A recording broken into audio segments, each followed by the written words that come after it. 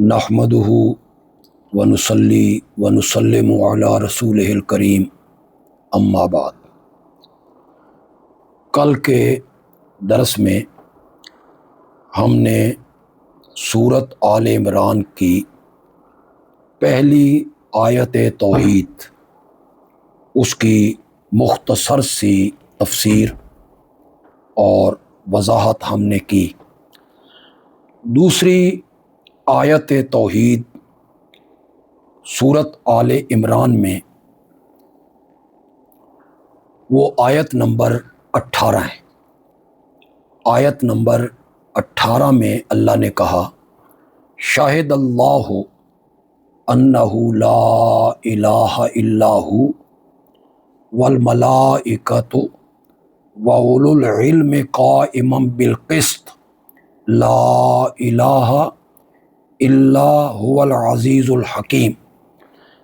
یہاں اللہ نے دوسری بار اپنے دعوی توحید کو، آیت توحید کو بیان فرمائے۔ شاہدہ کا ایک معنی ہے بیانہ، بیان کیا، انذرا، آگاہ کیا۔ اللہ نے بیان کیا کہ اس کے سوا الہ اور معبود کوئی نہیں، یا شاہدہ گواہ کے معنی میں آپ لے لیں۔ اللہ نے گواہی دی اس بات کی کہ میرے سوا الہ اور معبود بننے کے لائق کوئی نہیں۔ ایک بات کی طرف آپ تھوڑی سی توجہ مبذول فرمائیں کہ یہ جو مسئلہ توحید ہے اور کلمہ توحید ہے، یہ پورے قرآن کا دعویٰ ہے، اساس ہے اور بنیاد ہے۔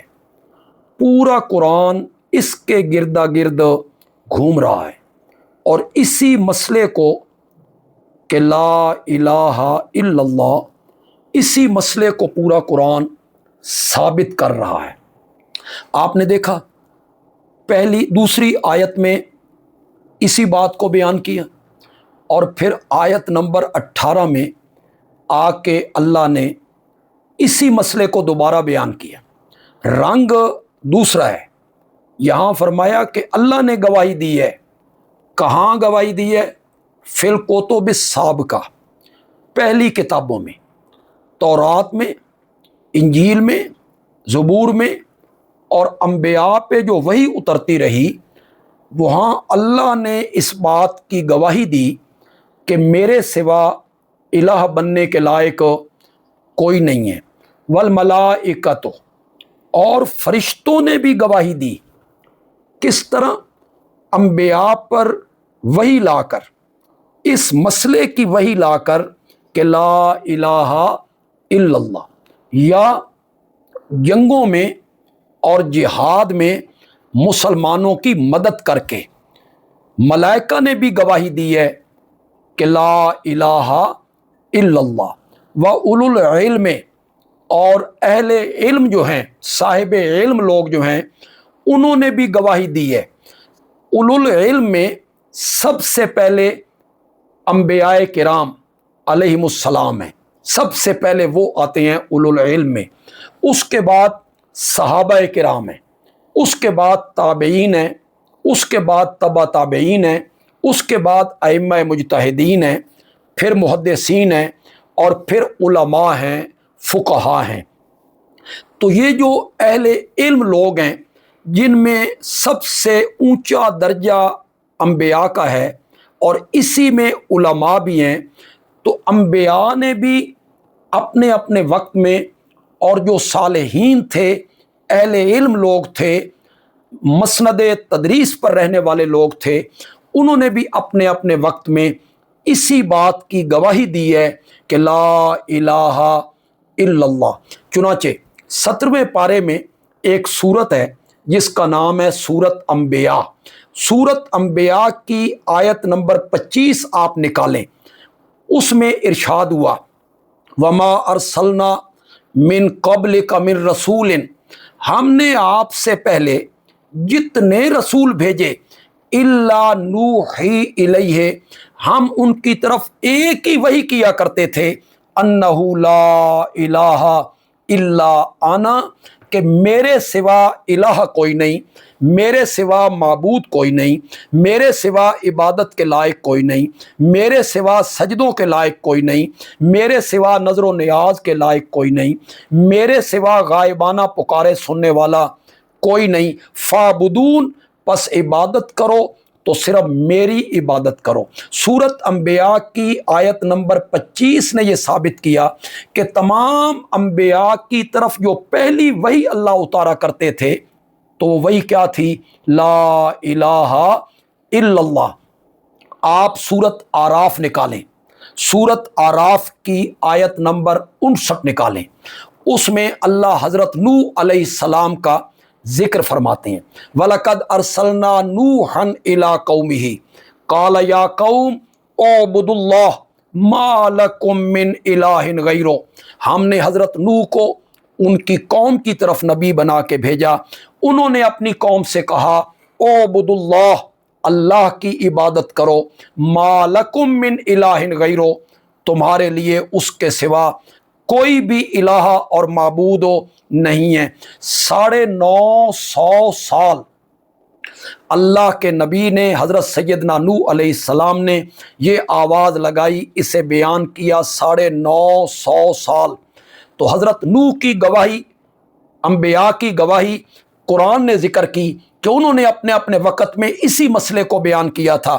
چنانچہ سورت آراف کی آیت نمبر 65 میں ایک اور نبی کا اللہ ذکر کرنے لگے ہیں، وَإِلَىٰ عَادٍ أَخَاهُمْ هُودًا، ہم نے قوم عاد کی طرف ان کی برادری کے بھائی حضرت ہود کو نبی بنا کے بھیجا، انہوں نے اپنی قوم کو پہلا جو خطاب کیا اس میں کہا یا قوم اعبدوا اللہ ما لکم من الہ غیرہ، اے میری قوم اللہ کی عبادت کرو، اللہ کے سوا کوئی بھی الہ اور معبود بننے کے لائق نہیں ہے۔ اس کے بعد سورت آراف کی آیت نمبر 73 میں حضرت صالح علیہ السلام کا ذکر ہوا، وَإِلَىٰ ثَمُودَ أَخَاهُمْ صَالِحًا، ہم نے قوم سمود کی طرف ان کی برادری کے بھائی حضرت صالح کو نبی بنا کے بھیجا، انہوں نے اپنی قوم سے پہلا واعظ اور پہلی تقریر جو انہوں نے کی تو کہا یا قوم، اے میری قوم اعبدوا اللہ ما لکم من الہ غیرہ، اللہ کی عبادت کرو، اللہ کے سوا کوئی بھی الہ بننے کے لائق نہیں ہے۔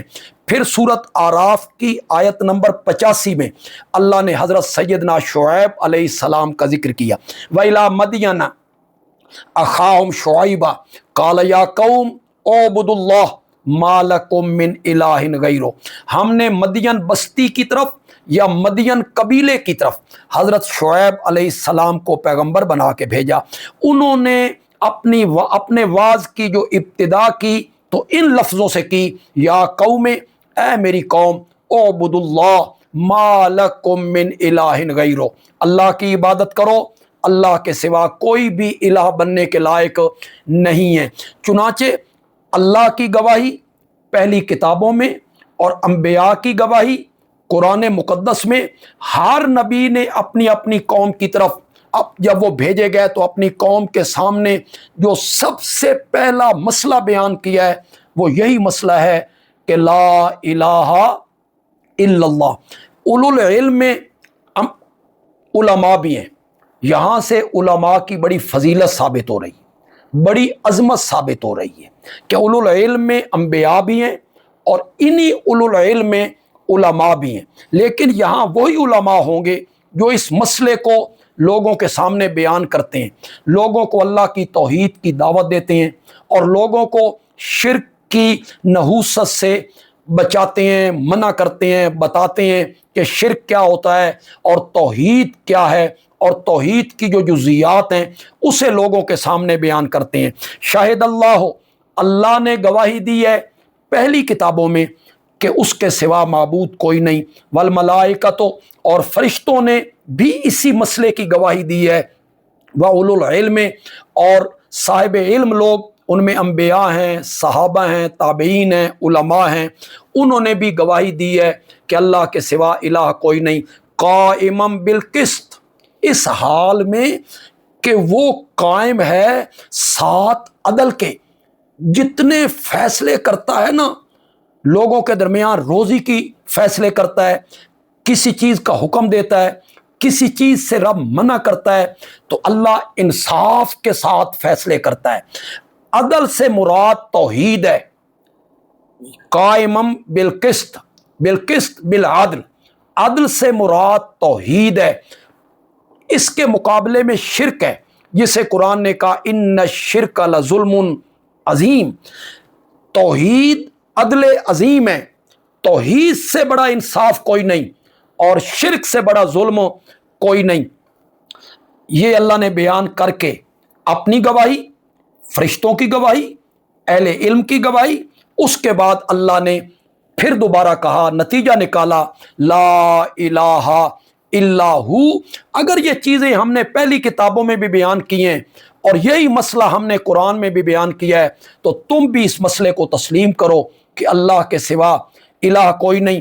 پھر اللہ نے یہاں اپنی انہی دو صفتوں کو ذکر کیا جو ابتدائی آیتوں میں اللہ نے اس مسئلے کو بیان کرتے ہوئے اپنی دو صفتوں کو ذکر کیا تھا، لا الہ الا هو العزیز الحکیم، غالب زبردست وہی ہے اور حکمتوں والا بھی صرف اور صرف وہی ہے، وما علینا الا البلاغ المبین۔